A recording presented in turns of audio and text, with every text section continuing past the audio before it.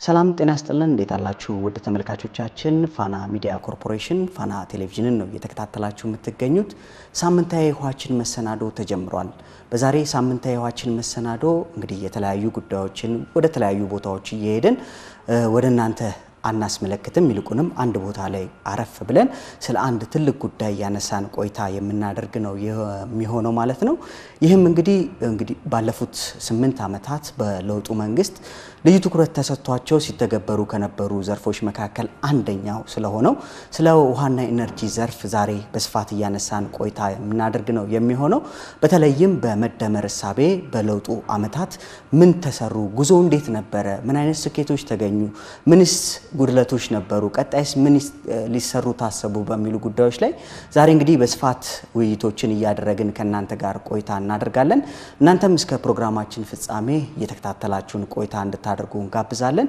ለዚህም አንድ እንግዳ ጋብዘንላችኋል እንግዳችን የውሃና ኢነርጂ ሚኒስትር የሆኑት ክቡር ዶክተር ኢንጂነር ሀብታሙ ኢተፋ ናቸው ዶክተር ስለ ጊዜዎት ከልብ አመሰግናለሁ መልካም እንግዲህ የለውጡ 8 ዓመታት አሁን ላይ የተጠናቀቁ ነው በእነዚህ ለውጥ ዓመታት ደግሞ በብዙ መልኩ ውጤት የተገኘበት አንዱ ዘርፍ የውሃና ኢነርጂ ዘርፍ ነው ባለፉት 8 ዓመታት በመደመር ሐሳቤ ጉዞ ምን መልክ ነበረው ምን አይነት ውጤቶች መጥተዋል ይሄን ከማንሳት እንጀምር እጅግ አመሰግናለሁ ከለውጡ በፊት የነበሩ ጉዳዮች ምንድናቸው የሚለው ማንሳት አይተን ጥሩ ነው በያስባለሁ ኢትዮጵያ ውስጥ በነበሩት በሁሉም አቅጣጫ በሁሉም አካባቢ በብዙ ዘርፍ የዜጎቻችን ጥያቄ የመጠቀም መብት ጉዳይ ነው እኩል የመጠቀም መብት ጥያቄዎች በሁሉም አቅጣጫ ይነሳ ነበር ከዛ ውስጥ አንደኛው የመሰለማት ነው ከመሰለማት ስፔሲፊካሊ በውሃ ላይ ካየን ተመጣጣኝ ያልሆነ የውሃ ሽፋን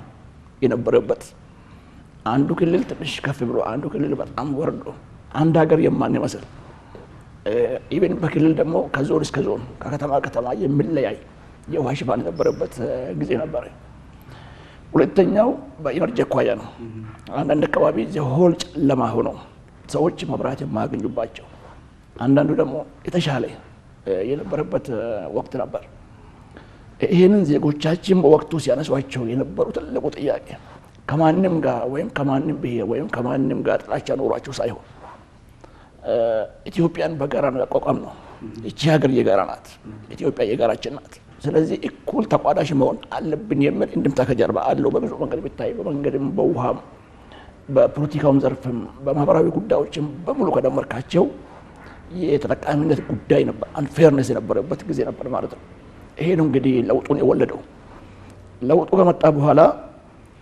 ብልጽግና ፓርቲ የሚመራበት አስተሳሰብ የመደመር ሐሳቤ ትልቁ ቤዚኩ የሰው ልጅ መሰረታዊ ፍላጎት ማሟላት ምንድነው ሰው ልጅ የሚፈልገው ሰው ልጅ ማንንም ሰው የሚያውቀው የመደበኛ የሰው ልጅ ድማድ መጠለያ የልብስ የምግብ ባሻገር ሰው እንደሆነ መጠን የተሻለ አካባቢ ይፈልጋል የተሻለ ህይወት ይፈልጋል የመናገር መብት እንዳለው ይፈልጋል ፖለቲካል ኢምፓወርመንት ይፈልጋል እነዚህ በሙሉ ቤዚክ የሰው ልጅ ፍላጎት ናቸው ብሎ ነው መደመር የሚያስበው ከዚህ ተነስቶ ነው እንግዲህ የዛሬ 7 ዓመት በፊት የነበረው ችግር በየጊዜው የተፈታ መጥቶ ዛሬ መፍትሄ የሆነ የመጣው ይሄንን ወደ ውሃ ወስደን ካየ ነው በህዳሴያችን ጭምር ዓለም ላይ ዛሬ ትልቅ አጀንዳ ሆነን በክብር ኢትዮጵያውያን ኩራት የምናወራበትም ህዳሴ ግድብ ከጀርባ ያለው ጉዳይ የውሃ ጉዳይ ነው ስለዚህ ባለፉት 7 ዓመታት ኢትዮጵያ ከፍታ የሰዎችን ፍላጎት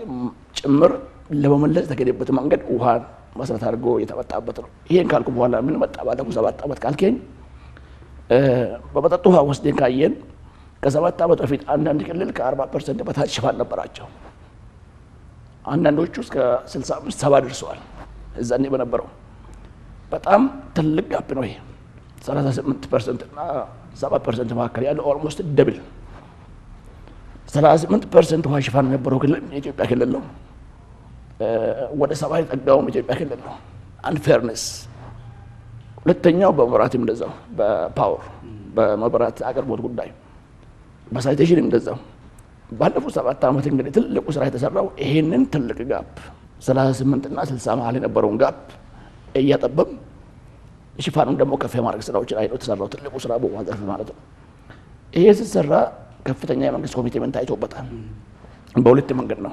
አንዱ ከተለያዩ የልማት አጋሮች የምናገኛቸው ብድርም ሆነ ድጋፍ ለውሃ ሴክተር ቅድሚያ ተሰጥቶ እንዲከፋፈል ተደርገዋል። ሁለተኛው ከመንግስት ትሬጀሪ ለመጀመሪያ ጊዜ ሲአርዋሽ ወይም ድርቅ የሚያጠቃቸው አካባቢ ላይ በልዩ ትኩረት በክቡር ጠቅላይ ሚኒስትራችን ሀሳቡን ወደ ውሳኔ እንዲሆን በማምጣት በፓርላማ ጸድቆ በሁሉም ክልል ላይ ድርቅ ያለባቸው ቦታዎች ላይ የተሰራ ስራዎች ከመንግስት ትሬጀሪ ከድጋፍ ሳይሆን ከመንግስት ትሬጀሪ ከፌዴራል በጀት ተመድቦ የተሰሩ ስራዎች ትልቁን ድርሻ ይወስዳሉ። ይሄንን ከሰራን በኋላ እንግዲህ እዛኔ ከነበረው የውሃ ሽፋን ዛሬ ወደ 75% አካባቢ ደርሰናል። በአማካይ ነው ማለት 2017 የነበረው 18 ስንጨርስ ከዚህ በላይ ይጠበቃል። ወደ 75 ነው ታርጌታችን የምንጠብቀው። ከኢነርጂ አኳያም እንደዛው እዛኔ ከ40% አካባቢ የነበረው ከዋና ግሪድ ተጠቃሚ የሆነው ማህበረሰብ ዛሬ ወደ 56 54 መሀል ላይ ደርሷል። ይሄ ከግሪድ ብቻ ነው። ከኦፍ ግሪድ በጣም ብዙ ደርሷል ማለት ነው። እነዚህ ቁጥሮችን ካየ ከማንኛውም አመታት ከተሰሩ ስራዎች በላይ ነው ስኬት የመጣው። የእድገቱ ብቻ ደግሞ ሳይሆን ቅድም ያልኩት ተመጣጣኝነቱ ጉዳይም በዛው ልክ የሚታይበት ጊዜ ነበር። በኢነርጂውም እንደዛው የኢነርጂ ማመንጨት አቅማችን እዛኔ ከነበረው ዛሬ ደብል በላይ አግኝተናል።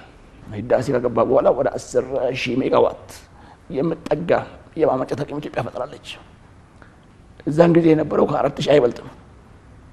ይሄ ከየት የመጣ ነው ብትለኝ የተሰሩ ስራዎቻችን በሙሉ እዛ ውስጥ የገቡ ናቸው። እና አይሻ ዊንድ ኢነርጂ፣ ህዳሴ ግድብ፣ በቅርቡ የተመረቀው አሰላ ዊንድ ፋርም፣ የተለያዩ ሶላር ፕሮጀክቶች ተደማምረው ይሄን ኢትዮጵያ ደርሳለች። ይሄን ከደረሰች በኋላ ደግሞ ማመንጨት ብቻ ሳይሆን ለሰዎችን መከፋፈል መቻል አለበት። በጣም ሰፊ የሆነ የኤሌክትሪክ መሰረተ ልማቶችም ተሰርተዋል።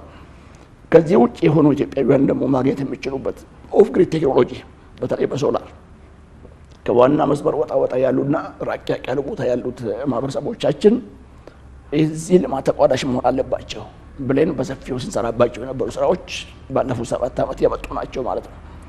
ከውሃ ተስተዳኳያም እንደዛው ነው። ያሉን ሀብቶቻችን ሰዎች ከዚህ በፊት እንደፈለጉ አቢዩዝ የሚያደርጉበት ኢቨን ኢትዮጵያ ውሃ መጠን ምን ያህል ነው ብለህ ብጠይቅ ሰዎች ሬዲ መናገር የማይችሉበት ጊዜ ነበር። ዛሬ በሁሉም የቤዚን ፕላን ሰርተናል። ቤዚን ፕላን ማለት የት ጋር ምን እንዴት ይሰራል የሚለው እቅድ የምንሰራበት ጊዜ ማለት ነው። ያለን ውሃ ሀብታችን እንዳይባክን፣ ሰዎች በውሃ ላይ እንዳይቃጩ ባለፈው ዓመት አንዱ ከተሰራው ትልቁ ስኬት የቤዚን ሃይ ካውንስል ወይም የከፍተኛ ምክር ቤት የተፋሶች ምክር ቤት የሚባለው ማቋቋም ቀላል ነገር አይደለም። በአዋጅ ተቋቋመው። ከሱ ተደምሮ የውሃ ጥራትን መጠበቅ አስፈላጊ ነው። እነዚህ የውሃ ጥራት የምንላቸው ደግሞ ከባፈር ዞን ውሃ እንዳይበከል፣ ወንዞች እንዳይበከሉ፣ አካባቢው ከሰዎች ንክኪ ነፃ እንዲሆን፣ ከእርሻ ከፋብሪካ ከተለያየ ነገር ነፃ እንዲሆን የተደረጉ ስራዎች ባለፉት ዓመታት የተሰራናቸው ትልቁ ስኬቶቻችን ናቸው ማለት ነው። ይሄ እንግዲህ ዜጎቻችን ጋር የደረሰው ትልቁ ስራችን ሲሆን ከሱ ባሻገር ደግሞ ተቋማዊ ለውጥም አድርገናል። ምክንያቱም የሚፈጸሙ ሀሳብ አሁን ያወራነው ነገር ዝም ብሎ አይደለም የመጣው፣ በተቋም ደረጃ የተሰራ ስራ ነው ማለት ነው። በተለይ አዲስ መንግስት 2014 ከተመሰረተ በኋላ እኔም ወደዚህ ተቋም ከመጣው በኋላ የመጀመሪያ ስራችን የውሃና ኤነርጂ ሚኒስትሪ ቁመና ምንድነው መምሰል ያለበት፣ ከህንፃ ጀምሮ ከቢሮ ጀምሮ ከማዘመን ከአውቶሜሽን ከአይሲቲ ጀምሮ መስራት ያለበት ስራዎች አይ ቲንክ በተጨባጭ የሚታዩ ናቸው። በጣም ስኬታማ ዘመናት ባለፉት 7 ዓመታት መጥተዋል። ይሄ ማለት እንግዲህ በቂ ነው ማለት አይደለም። በጣም ብዙ ይጠበቃል። መልካም እንግዲህ ዘርዘር አድርገን እንያቸው። በተለይ ቅድም ደጋግሞ ሲያነሱ የነበረው ፍትሃዊ ተጠቃሚነት ክልሎች በመጠጥ ውሃ ሽፋንም ፍትሃዊ ተጠቃሚነት በማረጋገጥ መልኩ በርካታ ስራዎች በለውጡ ዓመታት እንደመጡ ሲያነሱልኝ ነበር። ለዚህ ትልቁ ማሳያ የሚሆነው በተለይ ደረቃማ ዝናብ አጠር የሆኑ አካባቢዎች እንደነ ቦረናን ማንሳት እንችላለን፣ አፋር ክልል ማንሳት እንችላለን። እነዚህ አካባቢዎች ላይ በተሰራው ስራ አሁን ላይ ትርጉም ያለው ለውጦች መጥተዋል። አርብቶ አደሩ የተረጋጋ ህይወት በቂው እንዲኖር በማድረግ ሂደት ውስጥ የተገኙ ስኬቶች አሉ። የመጠጥ ውሃና የሳኒቴሽን ዘርፍን ብቻ ነጥለን እንየው። በፊት የነበረው ክፍተት በጣም ጠባብ አድርገናል። ሁለተኛው ደግሞ በዛ ውስጥ ሆኖ በከተማና በገጠር መካከል የነበረው ጋፕን በዛው ልክ ችግር ነበረው። ሰዎች ከተማ ብቻ ትኩረት እንደሚያገኝ አድርገው ይቆጥሩ ነበር። ትክክልም ነው እሱ። በገጠርም በከተማም እዛ ሲሰራ ቆይቷል። በገጠር ደግሞ ከመጣ ሁለት ቦታ ከፍለን ነው የምናየው። አርሶ አደርና አርብቶ አደር አካባቢ ብዙውን ጊዜ አርብቶ አደር አካባቢ የተረሳ ኤሪያ ነው በፊት በነበረው። እንዲሁ አርብቶ አደር ጉዳዮች ምን የተባለ ተቋም ቁጭ ብሏል። ግን አርብቶ አደር ተጠቃሚ አልነበረም፣ በውሃም ተጠቃሚ አልነበረም፣ በሁሉም በመንገድም አልነበረም። ከወሬ ዘለለ ማለት እስከ ፖለቲካ ተሳትፎ ድረስ የላቸውም። እውነቱን ለመናገር አርብቶ አደር አካባቢ ነበሩ እኮ አጋር ነበሩ። ስሙ ራሱ እንደዛ ነው። አጋር ማለት ለሀገር ፖለቲካ ያልደረሰ እንደማለት ነው አማርኛው በሌላ መንገድ። አሁን በ7 ዓመት ይሄ ታሪክ ሆኖ ቀርቶ አጋር መሆን ቀርቶ እነሱ ናቸው ኢትዮጵያ መምራት ላይ ድርሻ የተጫወቱ ያሉት። ይሄን በተጨባጭ እያየን እንገኛለን። ወደ ውሃ ከመጣን ቅድም የጠቀስኩልህ ሲአርዋሽ የሚባል ድርቅ የሚያጠቃቸው አካባቢ የሚሰሩ ፕሮጀክቶቻችን ትርጉሙ ራሱ ድርቅ በጊዜው የሚያጠቃቸውን ሰዎች ሬዚሊያንት መሆን እንዲችሉ ማስቻል ነው። በጣም ብዙ ፕሮጀክቶች ባለፉት ዓመታት በተለይ ባለፉት 4 ዓመት በብዛት የኛ ተመልካቾቻችንም የሚመሰክሩት ጉዳይ ያስመረቅናቸው አሉ። ፋናም ጭምር ይሰራው ማለት ነው። የቅርቡ የአፋሩ ማንሳት ይችላል። ዳሊፋጌ ብታይ ዳሊፋጌ ማለት መኪና ማይል አይታሰብም።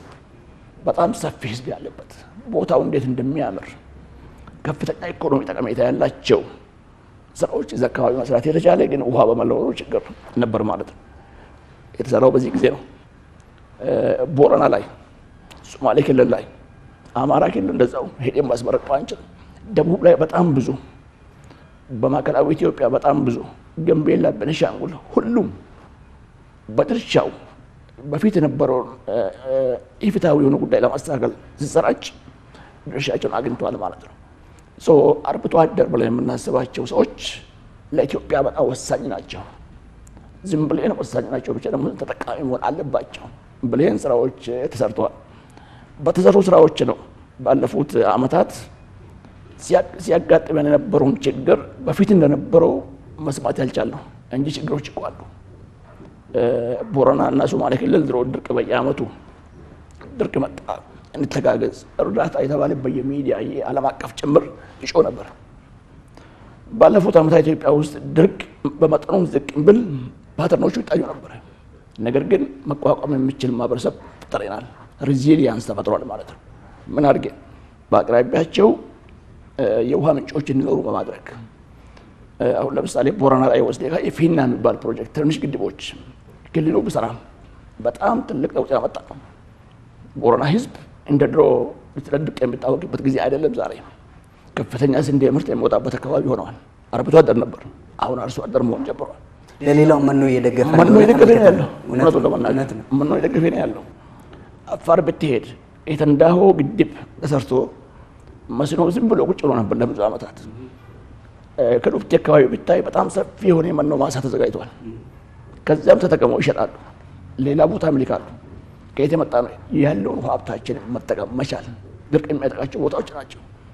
ሶማሌ ክልል ብትሄድ በጣም ብዙ ቦታ ድሮ በስንዴ አይታወቅም። ሶማሌ ክልል ዛሬ ስንዴ በገፍ ነው የሚያመርቱት፣ መስኖ በገፍ ነው የሚጠቀሙበት።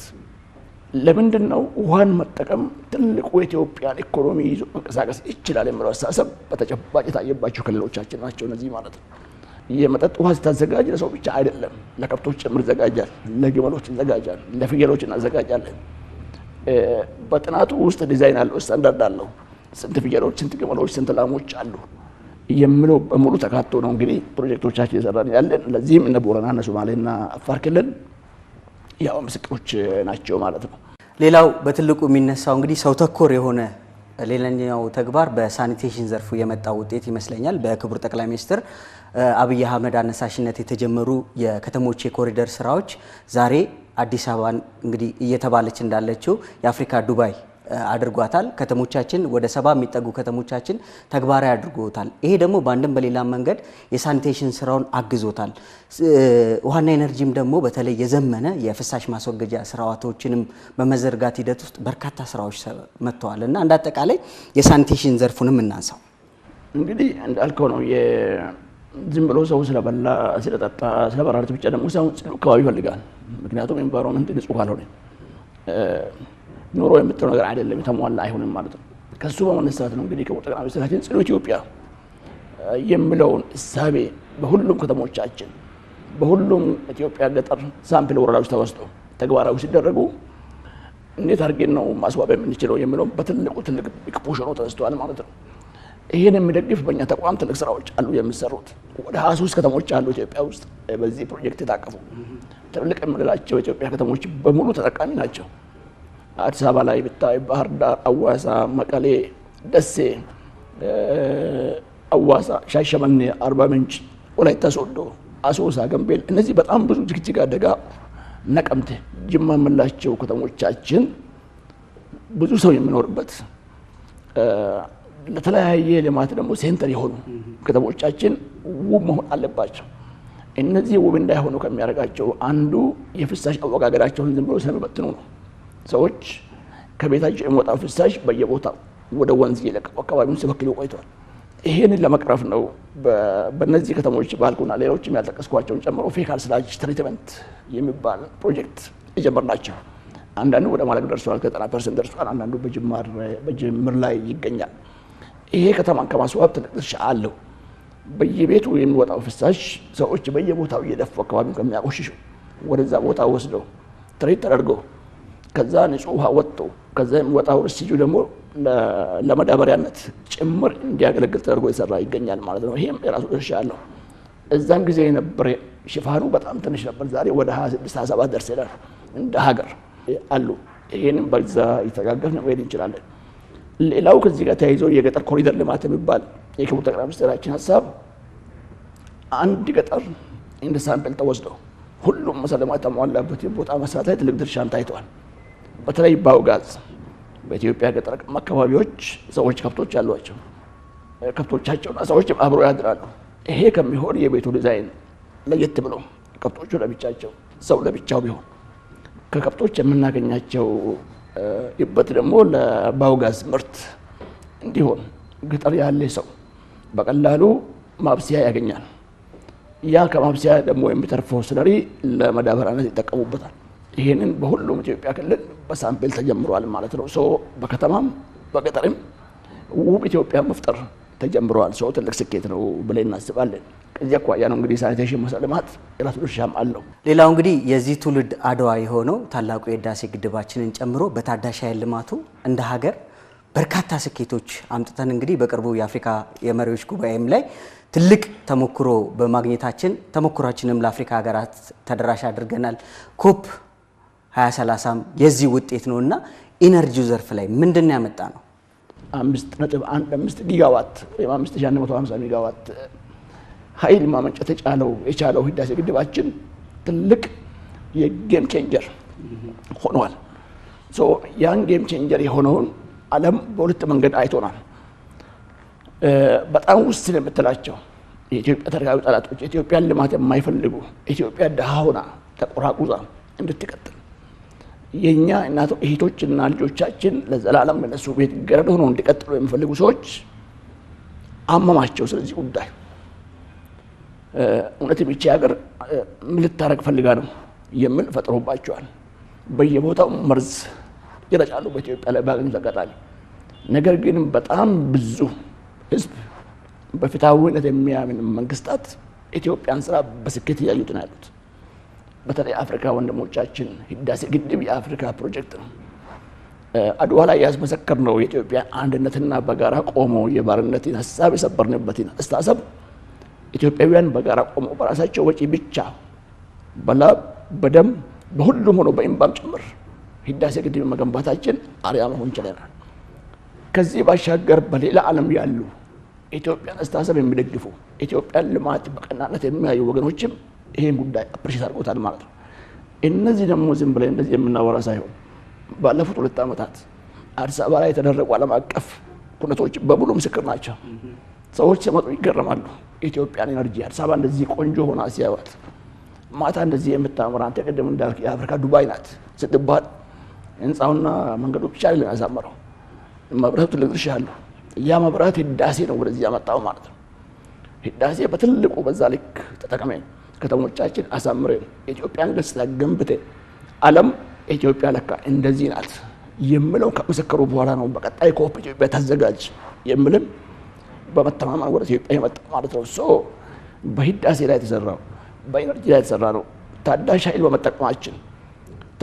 በመጠቀማችን ደግሞ የምንጠቀምባቸው ፕሮዳክቶችን በሙሉ ታዳሽ ኃይል ላይ ቤዝ መሆን እንዳለባቸው ለብቻ ተሽከርካሪ አካባቢ የማይበክል ከኛም አልፎ ለጎረቤት ሀገሮቻችን መሸጥ በጣም ብዙ ኢንቨስትመንት ኦፕሽኖች በኢትዮጵያ ማምጣት አስተዋጽኦችን ቀላል አይደለም። ይሄንን ሲያዩ ነው ሰዎች ስለ ኮፕ ጉዳይ ሲመጣ ለኢትዮጵያ ነው። ምክንያቱም ፋክቱን አይቶታል፣ በተለያየ ጊዜ መጥቶ አይቶታል። በኢነርጂ ላይ የመጣው ለውጥ ከኢትዮጵያም አልፎ ዓለምም ጭምር እያጣጣሙና እየመሰከረ ይገኛል ማለት ነው። ይሄ ኢነርጂ ደግሞ ታዳሽ ኃይል ነው። አካባቢ የማይበክል ከምንም ጋር ችግር የማይፈጠር ሰዎች ዛሬ የተወዛገቡበት ያለበትን ችግርን ጭምር ሊፈታ የሚችለው ኢትዮጵያ አስተዋጽኦ አበርክታለች ብዬ አስባለሁ። ተመልካቾች ባለፉት የለውጥ ዓመታት የውሃና ኤነርጂ ሚኒስቴር በመደመር እሳቤ እንግዲህ ይዟቸው የመጡ በርካታ ስራዎችና የተገኙ ስኬቶች ዙሪያ ሚኒስትሩ ዶክተር ኢንጂነር ሀብታሙ ኢተፋ የሰጡትን ሀሳብ ነበረ ስንከታተል የነበረው። በነገራችን ላይ መሰናዶውን አላጠናቀቅንም። በቀጣይ ክፍል ደግሞ እንደ ተቋም የወረቀት አልባ አገልግሎቶችን ተግባራዊ ከማድረግ አንጻር የመጡ ውጤቶች እንደዚሁም አሁን መጪው የክረምት ወራቶች እንግዲህ በጎርፍ መከላከል ስራዎች ሊተገበሩ ስለሚገባቸው አጠቃላይ ስራዎች እንደዚሁም ሌሎች የውሃና ኤነርጂ የሚመለከታቸው ጉዳዮችን እያነሳን በክፍል 2 ቆይታ የምናደርግ ነው የሚሆነው። ለአሁኑ ግን አበቃን። ስለነበረን ጊዜ ከልብ እናመሰግናለን። ጤና ይስጥልን።